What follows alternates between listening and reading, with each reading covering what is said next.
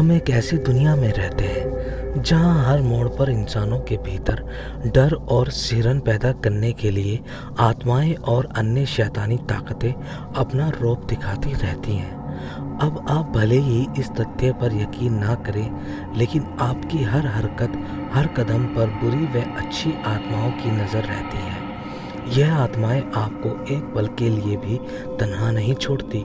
हाँ, कई बार भीड़ भाड़ से बचते हुए वह आपको अकेलेपन में ही अपने होने का एहसास करवा देती है। ऐसी ही एक घटना से हम आज आपको रूबरू करवाने जा रहे हैं, जो कोई कहानी नहीं बल्कि एक आम इंसान के साथ घटित हुई खौफनाक घटना है। आज से 5-10 साल पुरानी बात है।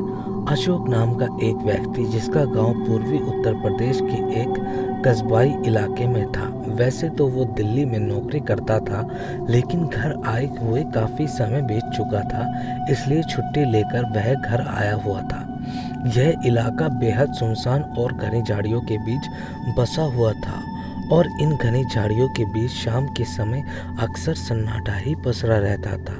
अशोक को बचपन से ही छत पर सोने की आदत थी, और बड़े होने के बाद जब भी वह गांव जाता तो अपने घर की खुली छत पर ही सोता था।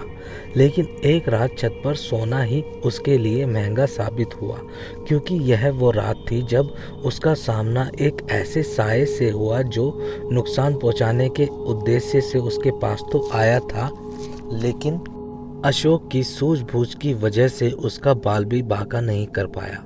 रात का करीब 1 बजा था कि अचानक किसी की आवाज़ ने अशोक की नींद खोल दी। वह अपनी चारपाई से उठकर छत की रेलिंग के पास जाकर आसपास देखने लगा। उसे अपने घर से थोड़ी ही दूर पर किसी साये को इधर उधर घूमते हुए देखा। छोटा सा कस्बाई इलाका था, उससे लगा शायद कोई अपने घर से बाहर आया होगा। वह वापस जाकर चारपाई पर लेट गया। उसे फिर कुछ आवाज़ सुनाई दी, लेकिन इस बार आवाज़ थोड़ी ज़्यादा पास से आ रही थी। वह फिर से उठा और छत से नीचे देखने लगा।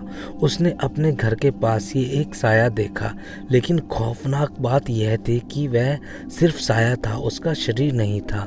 इतने में उसे सीढ़ियों पर किसी के बहुत ही तेज़ी से चढ़ने की आवाज़ सुनाई थी। 1 मिनट से भी कम समय में वह साया नज़रों के सामने आ खड़ा था। उसकी शक्ल, हाथ पैर कुछ भी नहीं था।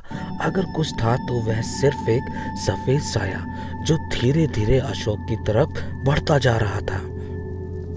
कहते हैं कि बुराई को काटने के लिए अच्छाई का ही सहारा लिया जाता है, इसलिए उस साये से खुद को बचाने के लिए उस समय अशोक ने कवच किलक अगला मंत्र का जाप करना शुरू कर दिया।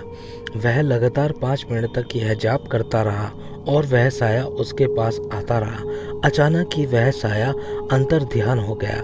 वह हवा में था और एकदम से हवा से बहकर गायब हो गया।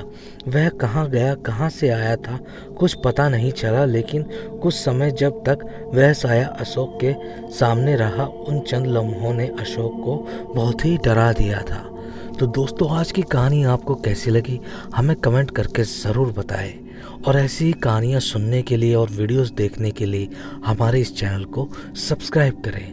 धन्यवाद। शुभ रात्रि।